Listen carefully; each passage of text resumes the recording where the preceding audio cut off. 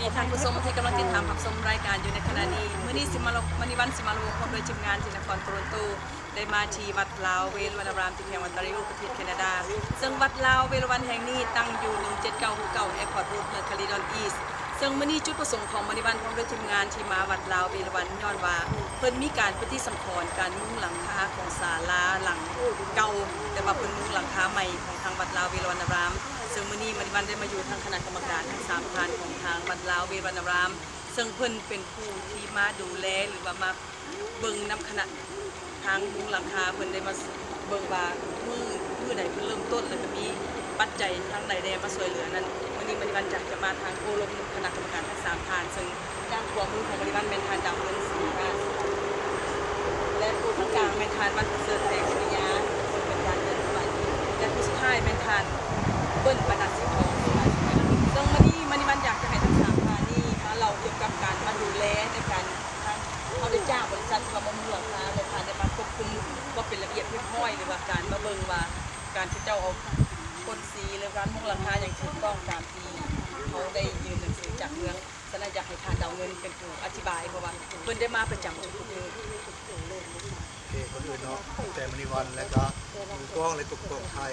ของเขาเนาะมื้อนี้ก็สบายดีเลยครับแต่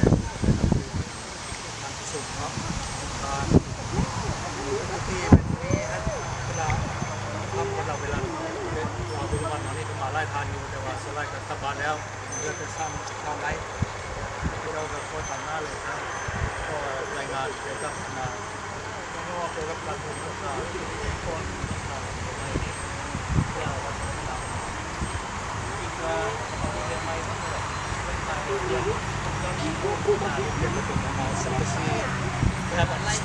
still like hot สีไม้เบิดแล้วก็บริษัทที่มาเล่นนี้วินเมโรอาจารย์เบิดที่ว่าคามือและคามาเตอร์ของเจ้าคาวัตถุต่างๆก็10,000 60,000แล้วก็คาเป็นซีแล้วก็คาที่เราแซนมาเบิดอีกประมาณ1,000ฉะนั้นรวมแล้วคาสิ้นเดือนทั้งหมดประมาณ70,000ได้เงินที่เขาเอามามุง70,000เขาได้มาจากไสเด้แรงเงิน70,000นี้ส่วนใหญ่ก็ได้มาจากสาวทุนบริษัทไทยเนี่ยก็มีแรงก็มาจากทางไปให้เราทำแต่สินค้าส่วนนั้นก็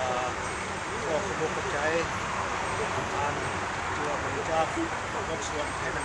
การลงราคาซึ่งนี้รวมกันแล้วและการนำสำเร็จ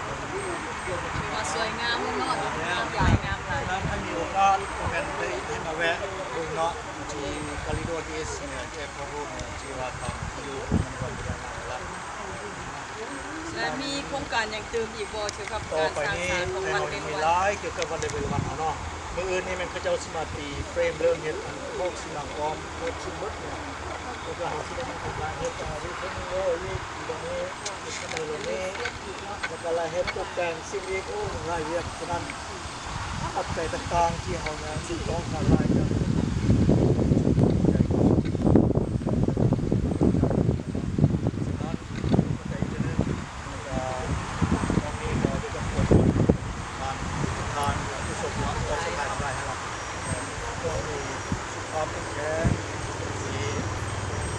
มีลาบอายุวันนั้นสุขภาพรวมกันรำรวยทุกคนจะดังที่ทานดาวเงินสีหราชได้กล่าวไปว่าการสร้างศาลวัดลาวเวฬุวันารามแมนโบยังมีหลายๆอย่างยังบ่สำเร็จเสร็จสิ้น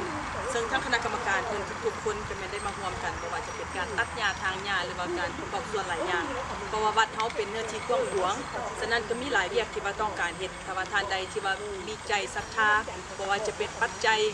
ด้านแห่งงานก็ตามก็ขอเชิญมาช่วยกันวันเสาร์วันอาทิตย์เพราะว่าทางคณะเพิ่นแม่นมาประจำอยู่ที่วัดลาวเวฬุวันทางคณะกรรมการทั้งหมดก็มันมี19ท่านแต่ว่าหลายๆท่านก็เปลี่ยนกันมาบ่ว่าท่านใดมีเวลาว่างแม่นเพิ่นมาช่วยกันบ่ว่าจะเป็นทางหญ้าการตัดต้นไม้การมีหลายอย่างที่ว่าบูรณะเพราะว่าเฮาก็มีสระอีกอย่างนึงแต่ว่าท่านใดมีใจศรัทธาก็ขอให้มาร่วมกันซึ่ง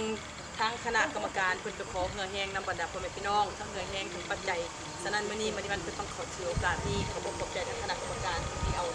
ใจจิตใจใส่ใจซาในการสร้างสรรค์วัดลาวเวฬวันแห่งนี้และก็หวังว่าผู้ท่านคงจะมีแต่ความสุขความเจริญการหน้าที่การงานและก็ทางด้านครอบครัวและก็ขออวยพรให้ท่านทุกคนมีแต่สุขภาพแข็งแรงปราศจากโรคภัยไข้เจ็บและก็ขอเชิญทุกท่านได้มาพร้อมกันเพื่อมาบูรณะวัดลาวเวฬวันแห่งนี้เพื่อเป็นสถานที่ศักดิ์สิทธิ์เป็นก่อนสักการะบูชาแก่สาวพุทธในทุกโซนทั่วไป